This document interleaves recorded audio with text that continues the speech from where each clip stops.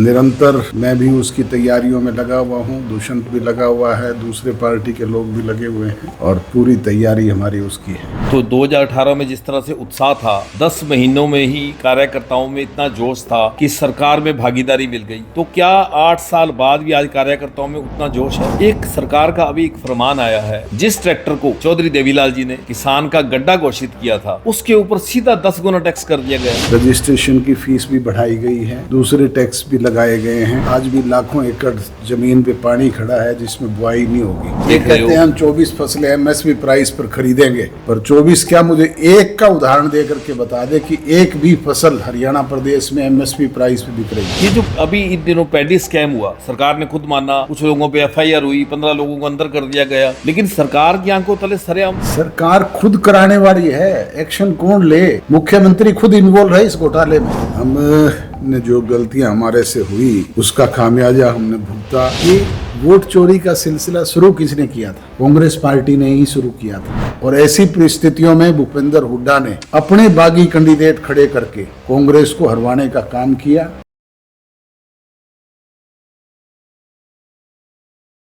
आज के पॉडकास्ट में हमारे मेहमान हैं जन नायक जनता पार्टी के राष्ट्रीय अध्यक्ष डॉक्टर अजय सिंह जी चौटाला। डॉक्टर साहब, आपका स्वागत है। धन्यवाद। पार्टी 8वां स्थापना दिवस हरियाणा की ऐतिहासिक धरा जुलाना के अंदर मनाने जा रही हैं। डॉक्टर साहब से पूछते हैं क्या पार्टी की तैयारियां हैं, रैली का कैसा स्वरूप रहेगा और किस तरह का जोश है कार्यकर्ताओं में? पूरे हरियाणा प्रदेश के सभी जिलों मुख्यालयों पे हमने पहले भी पार्टी की मीटिंग्स की थी। करनाल में राष्ट्रीय कार्यकारिणी और प्रदेश कार्यकारिणी की मीटिंग में ये निर्णय हुआ था कि हम 9 की बजाय 7 तारीख को, क्योंकि संडे का दिन है, उस दिन सब लोग फ्री होंगे, स्कूल की बसेस वगैरह भी फ्री होंगी, तो हमने स्थापना दिवस 7 तारीख का मनाने का निर्णय किया। और वो जींद की पावन धरा जो हरियाणा का सेंट्रल प्लेस है जुलाना, वहाँ पे मनाने का निर्णय किया है। निरंतर मैं भी उसकी तैयारियों में लगा हुआ हूँ, दुष्यंत भी लगा हुआ है, दूसरे पार्टी के लोग भी लगे हुए हैं और पूरी तैयारी हमारी उसकी है। तो सर, आपने हर विधानसभा क्षेत्र को कवर किया, लोगों को निमंत्रण देने जा रहे हैं, आज भी आप कुछ हलकों में जाकर आए हैं, तो लोगों में कैसा उत्साह है? बहुत जोश और उत्साह है। कल मैं डबाड़ी विधानसभा क्षेत्र के गांव में था, आज एलनाबाद और रानिया विधानसभा क्षेत्र के गांव में प्रोग्राम करके आया हूं। कल मेरा झज्जर जिले का प्रोग्राम है, उसके बाद सफीनोर जींद के प्रोग्राम है। ये निरंतर ये सिलसिला चलता रहेगा। इसी तरीके से दुष्यंत के कार्यक्रम भी लगातार चल रहे हैं, दूसरे पार्टी के लोगों के कार्यक्रम भी चल रहे हैं। हमने 90 के 90 विधानसभा क्षेत्रों में बाकायदा सबकी ड्यूटियां लगाई हुई हैं। तो 2018 में जिस तरह से उत्साह था, 10 महीनों में ही कार्यकर्ताओं में इतना जोश था कि सरकार में भागीदारी मिल गई, तो क्या 8 साल बाद भी आज कार्यकर्ताओं में उतना जोश है? निश्चित तौर पे आप जब रैली में आना, मैं आपको भी निमंत्रण देता हूँ और वहाँ आकर के स्वयं देखना कि उससे भी ज़्यादा जोश और उत्साह लोगों में होगा। एक सरकार का अभी एक फरमान आया है कि जिस ट्रैक्टर को चौधरी देवीलाल जी ने किसान का गड्ढा घोषित किया था, उसके ऊपर सीधा 10 गुना टैक्स कर दिया गया। 1080 टैक्स था, सीधा 10,485 रुपये कर दिया गया। ये सरकार तो निरंतर किसान विरोधी फैसले ले रही है। एक ट्रैक्टर के ऊपर ही इस तरह के टैक्सेस नहीं थोपे गए, रजिस्ट्रेशन की फ़ीस भी बढ़ाई गई है, दूसरे टैक्स भी लगाए गए हैं। बैकडोर से रोज़ाना इस तरह के निर्णय कर रही है। एक तरफ तो कहते हैं हम किसान की आमदन को 2 गुना करेंगे और दूसरी तरफ उसकी आमदन घटाने का रोज़ाना निर्णय कर रही है।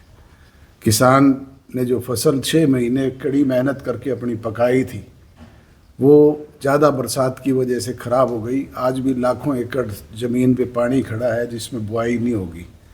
और इन्होंने कहा था कि हम किसान की भरपाई करेंगे, उसके आंसू पोंछने का काम करेंगे। एक सिंगल पैनी भी आज तक किसी को नहीं दी गई है। ये हालात हरियाणा प्रदेश की सरकार के किसान के प्रति हैं। जिस किसान को हमारे शासनकाल में 24 घंटे में उसकी फसल का उठान होता था, जगह जगह मंडियां बनाई गई थी, 72 घंटे में उसका भुगतान उसके अकाउंट में पहुंचता था। आज वही किसान आंसू रो रहा है, खून के आंसू रो रहा है। उसकी पेमेंट तो होना दूर की बात है, उसे ना समय पर खाद है, ना बीज है, ना उसे उसकी फसल का उठान है। ये देख रहे कहते हैं हो। हम 24 फसलें एमएसपी प्राइस पर खरीदेंगे, पर 24 क्या, मुझे एक का उदाहरण दे करके बता दे कि एक भी फसल हरियाणा प्रदेश में एमएसपी प्राइस पे बिक रही हो। भावांतर भी नहीं मिल रहा। कोई भावांतर नहीं, कुछ नहीं। मैं कह रहा हूँ कि आज तो किसान तो खून के आंसू रोने का काम कर रहा है। ये जो अभी इन दिनों पैडी स्कैम हुआ, सरकार ने खुद माना, कुछ लोगों पे एफआईआर हुई, 15 लोगों को अंदर कर दिया गया, लेकिन सरकार की आंखों तले सरेआम सरकार खुद कराने वाली है। एक्शन कौन ले? एक्शन तो लेना हो तो 1 मिनट में हो जाए। एक्शन तो ले किसके खिलाफ? सरकार के लोग खुद के दोषी हैं। मुख्यमंत्री खुद इन्वॉल्व है इस घोटाले में। इतना बड़ा स्कैम हुआ है एक करनाल में, और पूरे हरियाणा प्रदेश में कितना बड़ा हुआ होगा, देखो, अंदाजा लगाओ आप इस बात का। पिछले दिनों एक खनन माफिया का भी आया था, यमुनानगर से लेके और महेंद्रगढ़ तक। कोई ऐसा एरिया नहीं जहाँ खनन माफिया हावी नहीं है। सारी जगह यही चल रहा है। आपके तोसाम में माइन किसी के पास है, चला कोई रहा है।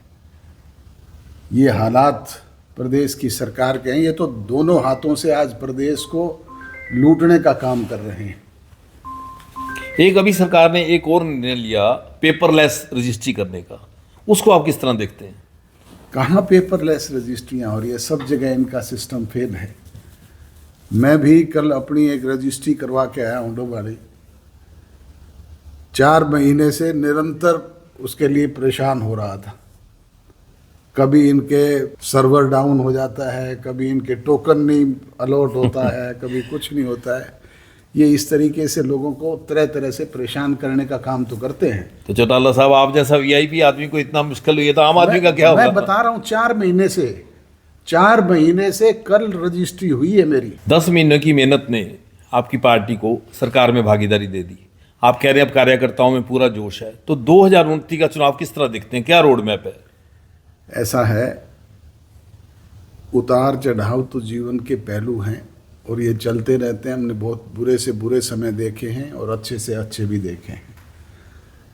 चौधरी देवीलाल 1974 में एक तरह से राजनीति से संन्यास लेके घर बैठ गए थे, और 75 में इमरजेंसी से पहले रोड़ी का चुनाव हुआ, उसके हालात बदले।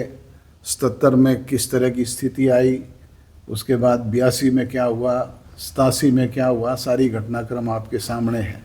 तो ये तो चलते रहते हैं राजनीति। तो वो जो 74 के हालात थे, उस समय तो गेहूं आंदोलन चला, को पंजाब के नेताओं ने चौधरी देवीलाल जी से आग्रह किया कि आप आओ गेहूं आंदोलन को संभालो। बिल्कुल, और संभाला चौधरी देवीलाल ने। करनाल में स्वयं कनस्तर बजा करके प्रचार किया, वहाँ बहुत बड़ी रैली की। तो उससे तो आज हालात बेहतर हैं। तो आप मानते हैं, मतलब पॉजिटिव सोच है 2029 के लिए? निश्चित तौर पे। और 2026 में तो आपका भी, जो आपके ऊपर कोर्ट की कंडीशन थी, खत्म हो जाएगी, तो आप ही चुनाव लड़ेंगे? बिल्कुल निश्चित तौर पे लड़ूंगा। 26 जनवरी में किसी तरह की कोई पाबंदी मेरे पे कानून नहीं रहेगी, और उसके बाद जो भी चुनाव होगा मैं हरियाणा प्रदेश में लड़ूंगा। वो प्रतिशत था 2019 के अंदर 15% के लगभग, वो इस बार घट गया। एक बार कहें तो पार्टी फिर शून्य पे आ गई। अब दोबारा नए सिरे से जो शुरुआत हो रही है, चाहे वो युवा योद्धा सम्मेलन को लेकर हो रही है, चाहे आपके अलग अलग बैठकों के दौर को लेकर हो रही है, तो अब रैली पे लोगों की निगाहें टिकी हुई है। सियासी गलियारों में यही चर्चा है कि रैली डिसाइड करेगी। अब रैली, मैंने आपको स्वयं निमंत्रण दिया है, आप भी आना और देखना, ये रैली ऐतिहासिक होगी। तो आप क्या मानते हैं, जो दुष्यंत जिस दिन उप मुख्यमंत्री बने, आपको उस दिन कितनी खुशी हुई एक पिता के रूप में? किसी पेरेंट्स के सामने उसकी औलाद उन्नति और तरक्की करे, उससे ज़्यादा खुशी उसके लिए और क्या हो सकती है। और निश्चित तौर पे मेरे लिए तो ये बहुत ही खुशी का अवसर था। तो कहते हैं भी जेल में जब आपके पास बात आई तो पहले श्रीमती नैना चौटाला जी का नाम आया, भी उनको डिप्टी सीएम बना दिया जाए, फिर चौटाला साहब ने आपको कहा नहीं, दुष्यंत को लाओ आगे। बिल्कुल कहा था। वो क्या मामला था पूरा? मुझे जेल में ही ये पता लगा कि हमारे 10 विधायक चुने गए हैं और सरकार में हमारी भागीदारी होने जा रही है, और डिप्टी चीफ मिनिस्टर का पद हमें ऑफर किया गया है। और उसके लिए बताया गया कि नैना चौटाला जी क्योंकि सीनियर हैं इसलिए उनको डिप्टी चीफ मिनिस्टर बनाया जा रहा है। पर चौटाला साहब को जब मैंने ये बात बताई तो उन्होंने कहा कि नहीं भाई, ये अवसर दुष्यंत को मिलना चाहिए। वो उनके अंदर अपना भविष्य देखते थे कि आगे हरियाणा की राजनीति का भविष्य है। अब वो तो उनकी सोच थी, उन्होंने किस सोच से कहा, पर उन्होंने मुझे यही कहा कि नहीं, ये अवसर दुष्यंत चौटाला को मिलना चाहिए। सरकार के दौरान कुछ गलतियां भी हो जाती हैं, पार्टी का कार्यकर्ता भी रूठ जाते हैं, तो क्या उन कार्यकर्ताओं को मनाने का अभियान जारी है? जो मिस्टेक्स हुई हैं उन्हें स्वीकार करते हैं? हमने जो गलतियां हमारे से हुई उसका खामियाजा हमने भुगता, और पिछले चुनाव के दौरान, लोकसभा के चुनाव के दौरान और विधानसभा के चुनाव के दौरान हमने उसका खामियाजा भुगता है। अब हमने उन रूठे हुए कार्यकर्ताओं को वापस मनाने का सिलसिला शुरू किया हुआ है, और निरंतर आप देख रहे हैं कि वो पुराने कार्यकर्ता हमारे घर वापसी कर रहे हैं। एक गुजरात कैडर के आईपीएस थे राम सिंह यादव, जो यहाँ सिरसा एसपी भी रहे। 1995 के अंदर आपकी पार्टी ने एक प्रदर्शन किया था जिसके अंदर जीआरपी ने आरोप लगाया था कि बाजेगा और फूलका के बीच में जो रेल की पटरी है उसकी फिश प्लेटें उखाड़ दी गई थी, ऐसा आरोप लगा के एफआईआर दर्ज की गई। हालांकि काफ़ी साल बाद उसमें आप सभी 13 के 13 लोग बरी भी हुए, लेकिन आरएस यादव जो आईपीएस जो एसपी सिरसा थे उन्होंने उसको पर्सनल लेते हुए कि आपकी गिरफ्तारियां क्यों की, जबकि ये रेलवे पुलिस का काम था। ये तो अपने आका को खुश करने के लिए उन्होंने चौधरी भजनलाल को, उस वक्त चीफ मिनिस्टर जो थे, उनको राजी करने के लिए इस तरह के कदम उठाए। मेरे पे तो रेलवे का मुकदमा दर्ज था और मुझे बेवजह जाके राजस्थान में अरेस्ट करने का काम उन आरएस यादव साहब ने किया, जो कि उनके अधिकार क्षेत्र में नहीं था। अगर अरेस्ट करना था तो रेलवे पुलिस जा कर के करती, एक्शन लेती तो वो लेती। मेरे को तो उसी दिन जमानत मिल गई थी, परंतु उसने फिर हमारे कार्यकर्ताओं के साथ, उस वक्त अभय सिंह चौटाला के साथ और दूसरे कार्यकर्ताओं के साथ भी यहाँ कोर्ट परिसर में बदतमीजी की थी, वो भी अपने आकाओं को खुश करने के लिए। तो आपको लगता नहीं कि आउट ऑफ द कंट्रोल जज के घर से ही उठा लेना? निश्चित तौर पे जो आदमी खुद करप्ट हो, भ्रष्ट हो, उसकी वाइफ पे भी इस तरह के एलिगेशन लगे थे, सीबीआई ने गिरफ्तार किया था, और वो आदमी इस तरह के कदम उठाए तो ये तो आप अंदाज़ा लगा सकते हैं कि वो क्या क्या करने जा रहे थे, किस तरीके से अपने आका को खुश करने के लिए असंवैधानिक कदम जो थे वो उठा रहे थे। और रिटायरमेंट होने के बाद अगस्त 2008 में उन्होंने काफ़ी चिट्ठियां लिखी थी, सुप्रीम कोर्ट में याचिका डाली जो कि बाद में निरस्त भी हो गई। आज वो मीडिया के सामने आकर के इस तरह के एलिगेशन लगा रहे हैं। जब उनके साथ ये घटनाक्रम घटा तब उन्होंने क्यों नहीं कहा? तब कहाँ थे वो? तो वो तो कहते मेरे को इतना टेरर हो गया था, मेरे 39 जूते चौटाला चौकी में मारे, मैंने हरियाणा छोड़ के गुजरात ही चला गया। तो उस वक्त कह तो सकते थे, वो गुजरात में जा करके भी कह सकते थे, गुजरात में तो हमारी सरकार नहीं थी। तो अब आपको क्या लगता है कि मीडिया में आना शुरू कर दिया उन्होंने? अब वो किस वजह से आ रहे हैं वो तो वो जाने। एक समय में ऐसा भी चर्चा थी कि महेंद्रगढ़ से वो चुनाव लड़ सकते हैं। चुनाव लड़ना तो प्रजातांत्रिक अधिकार है हर वोटर का, वो लड़ना चाहते तो लड़ते, रोका किसने था? ये जो पिछले दिनों कांग्रेस ने वोट चोरी के लिए सारे प्रदेश में प्रदर्शन किए, आपने इनकी गुटबंदी भी देखी, हम गुटबंदी पे भी चर्चा करेंगे। जो इनका ये जो मुद्दा है उसको आप कितना सही मानते हैं? ये वोट चोरी का सिलसिला शुरू किसने किया था? कांग्रेस पार्टी ने ही शुरू किया था। हमारे यहाँ पे गरोंडा से जो विधायक थे उनको वोट चोरी करके हराया गया। राई के हमारे जो कैंडिडेट थे उनको वोट चोरी करके हराया गया। इसी तरीके से राज्यसभा के चुनाव में इन्होंने शाही बदल करके सुभाष चंद्रा को जिताया, वोट चोरी करने का काम किया। अब ये वोट चोरी जो खुद करते थे आज इन्हीं के गले की फांस बनी हुई है। वो अब वो एडॉप्ट बीजेपी ने कर लिया वही फार्मूला। वो कह रहे हैं अभी वोट चोरी ये तो शोर मचाते रह गए और बीजेपी ने भी बिहार में डाका ही मार दिया। यही कह रहा हूँ कि वो तो अब इनके गले की फांस बनी हुई है। अब बीजेपी ने उसे एडॉप्ट कर लिया और वो इसे लार्ज स्केल पे कर रहे हैं। लेकिन इसके साथ अगर हम देखें में प्रदेश के अंदर जैसे आपने कहा धान घोटाला है, रजिस्ट्री घोटाला है, इतने घोटाले हैं, उन पे ध्यान नहीं जा रहा। ये सिर्फ वोट चोरी का ही मुद्दा, ये स्क्रिप्टेड तो नहीं है। ये कांग्रेस की मिली भगत है भारतीय जनता पार्टी के साथ। आज मिली भगत की वजह से ही तो सरकार है प्रदेश में बीजेपी की। अदरवाइज आप बताओ, चुनाव से पहले ये हालात थे। हरियाणा प्रदेश का जन जन, चाहे जिसे कोई राजनीतिक सूझबूझ थी या नहीं थी, सब ये कहते थे 60+ सीटों से कांग्रेस बिल्कुल। पार्टी की सरकार बनने जा रही है। जी। और ऐसी परिस्थितियों में भूपेंद्र हुड्डा ने अपने बागी कैंडिडेट खड़े करके कांग्रेस को हरवाने का काम किया। इसने इसलिए किया कि ये चाहता था कि 45 सीटें 47 सीटें कांग्रेस जीते और इसका बेटा मुख्यमंत्री बने। लेकिन वो आंकड़ा फेल हो गया। आंकड़ा फेल हो गया, वो ज़्यादा लोग हार गए। तो अब इनका जो पोस्टर विवाद चल रहा है, कहीं शैलजा की फोटो नहीं होती, तो जहाँ शैलजा का प्रोग्राम वहाँ हुड्डा की फोटो नहीं होती। कांग्रेस की तो रोजाना जूतियों में खीर बटती है, ये कभी एक हो ही नहीं सकते। करने को तो रोजाना कभी ये अनुशासन समिति बनाते हैं, ये एक्शन ले लेंगे, वो एक्शन ले लेंगे, परंतु किसके खिलाफ लेंगे? ये तो सारे ऐसे ही हैं, इस हमाम में सब नंगे हैं। प्रदेश के मंत्री रहे हैं वासुदेव शर्मा, उन्होंने अभी पार्टी ज्वाइन की और उसके बाद उन्होंने कहा जब तक इस पार्टी की सरकार प्रदेश में नहीं आ जाती मैं पैरों में जूते नहीं पहनूंगा। किस सोच से कह रहे हैं? मेरे ख्याल तो वो बिना जूते के ही मर जाएंगे। इस पार्टी की सरकार तो दोबारा प्रदेश में बनने से रही। तो आप 2029 के लिए आश्वस्त हैं भी आपके बिना फिर इस बार सत्ता की चाबी जो है ताला है? प्रजातंत्र में ये फैसला तो जनता जनार्दन के हाथ में है, न मेरे हाथ में है न किसी और के हाथ में है। ये निर्णय तो जागरूक मतदाताओं ने करना है।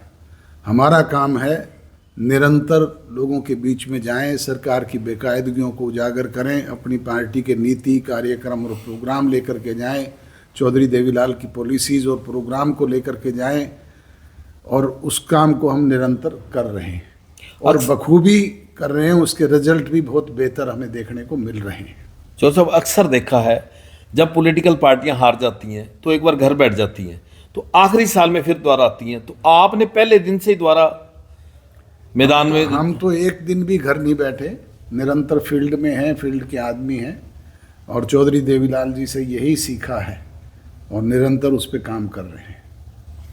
मैं ये चाहूँगा कि आप प्रदेश की जनता के नाम एक संदेश दें 7 तारीख के लिए। प्रदेश की जनता से यही गुजारिश और विनती है कि वो आज की मौजूदा सरकार,